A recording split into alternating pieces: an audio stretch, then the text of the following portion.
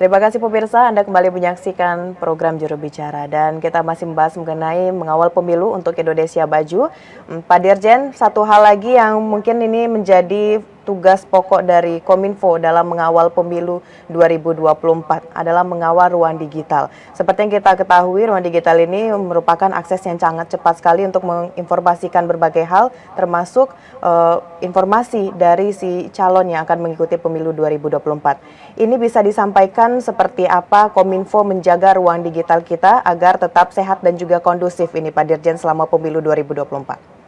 Ya, jadi kalau kita lihat ya tadi sudah disampaikan di pengantar, di paket pengantar ada 1.000 lebih ya hoax politik yang sudah kita take down, kita identifikasi, itu akumulasi ya, akumulasi. Nah kalau kita lihat pemilu Pilpres ya, Pilpres 2019 misalnya, itu Kominfo mencatat ada di bulan April 2019 ada 277 hoax politik atau disinformasi politik yang kita take down gitu. Dan kalau kita lihat trennya itu meningkat ya, 2018 bulan Agustus itu hanya belasan ya, tetapi kemudian meningkat menjadi lebih dari 200, hampir 300 ya, bahkan di Maret 2018 itu 300 lebih disinformasi politik yang kita identifikasi dan kita take down begitu.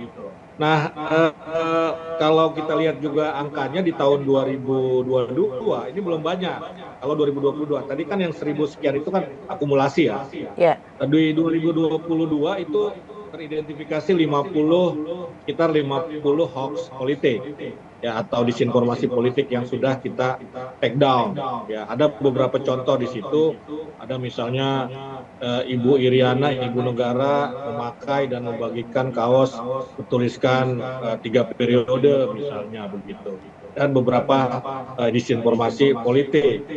Nah, untuk menjaga ruang digital ya supaya trennya itu tidak meningkat ya, syukur-syukur bisa berkurang, bahkan kalau boleh tidak ada begitu ya.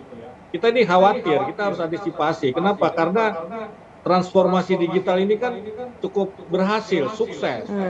Ya, ini ada 76% masyarakat Indonesia yang sudah terkoneksi dengan internet. Kemudian hampir 80% orang Indonesia itu punya smartphone. Artinya apa? Disinformasi politik itu sudah ada di ujung jari begitu.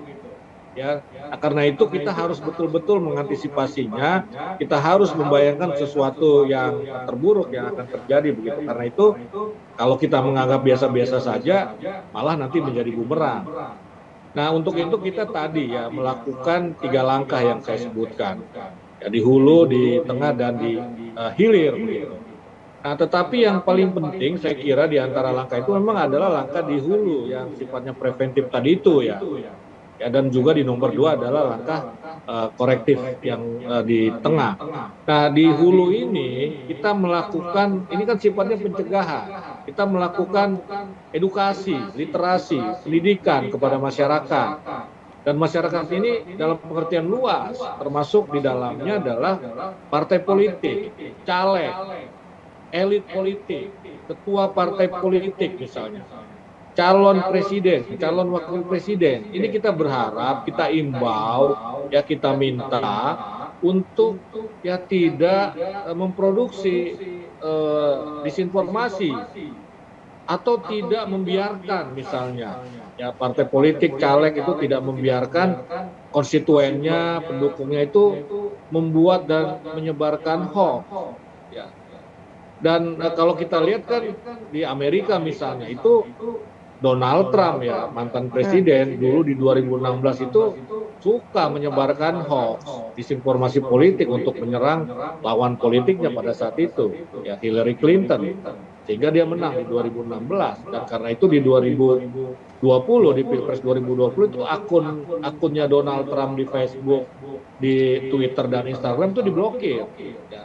Kasus Donald Trump ini menunjukkan bahwa ada barangkali, kita sih berharap tidak terjadi di Indonesia, tapi ada elit politik yang memang suka menebarkan hoax, memproduksi hoax untuk kemenangannya. Dan yang juga kita lakukan sebetulnya Kominfo bukan cuma membersihkan ruang digital dan disinformasi, tapi kita juga memberikan edukasi kepada masyarakat. Misalnya begini, kita akan mengkomunikasikan juga ini loh partai-partai politik yang bertanding, semuanya kita komunikasikan ke masyarakat.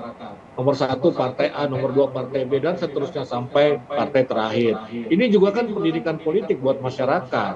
Ya nanti mungkin kalau calegnya memang agak sulit ya karena calegnya banyak sekali nanti kan begitu. Tapi partai politiknya kita juga harus mensosialisasikan ya supaya masyarakat bisa segera mencari tahu partai ini seperti apa sih begitu kan. Apalagi partai-partai yang baru ya yang baru muncul pada pileg ataupun pilpres di 2024 ini. Jadi kira-kira itu Mona, dalam arti kita ini berusaha membersihkan ruang digital dari konten negatif, dari disinformasi politik, tapi di sisi lain kita juga mengisi ruang publik, Kominfo mengisi ruang publik, ruang digital ini dengan informasi positif, informasi yang informatif, yang mengandung pendidikan politik kepada masyarakat, begitu Mona.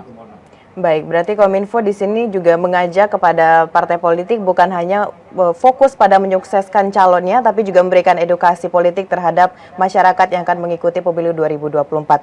Lalu Pak Dirjen bisa disampaikan juga himbauannya kepada masyarakat agar lebih dewasa dalam mengikuti pelaksanaan pemilu 2024 ini untuk memperoleh calon terbaik tentunya dalam pembangunan bangsa. Pak Dirjen. Iya, jadi kalau kita perhatikan definisi umum demokrasi itu kan dari rakyat, oleh rakyat, dan untuk rakyat. Kan begitu kira-kira. Nah kalau kita lihat oleh rakyat tadi itu, ya bahwa sebetulnya demokrasi ini ada di tangan rakyat, begitu. Ada di tangan rakyat.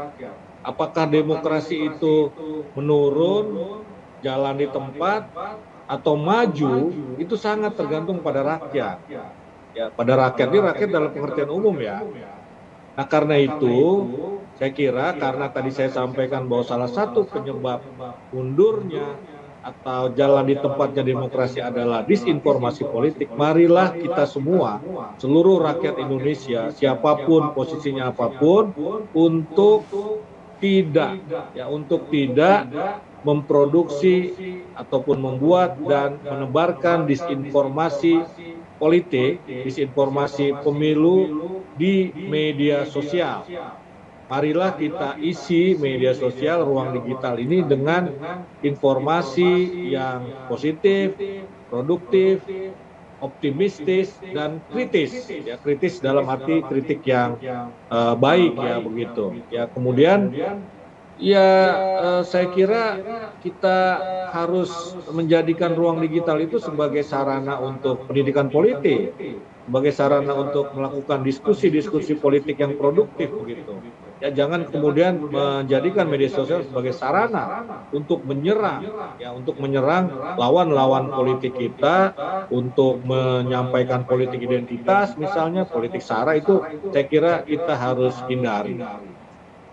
Baik, masyarakat harus cerdas dalam berselancar di ruang digital untuk menyukseskan pemilu 2024 tentunya untuk Indonesia Maju. Baik Pak Dirjen, terima kasih telah berdialog dalam program Juru Bicara kali ini mengenai Kominfo mengawal pemilu untuk Indonesia Maju. Dan kita akan bahas lagi Pak Dirjen mengikuti perkembangan dari pemilu 2024 di Juru Bicara selanjutnya. Terima kasih Pak Dirjen, Pak Usman Kansong atas partisipasinya pada malam hari ini. Selamat malam Pak Dirjen. Selamat malam. Baik pemirsa, itulah dialog kita bersama dengan Dirjen IKP Kementerian Kominfo Republik Indonesia Bapak Usman Kansong. Terima kasih bagi Anda yang telah menyaksikan. Saya Bona Azarini Sak pamit, selamat malam dan sampai jumpa.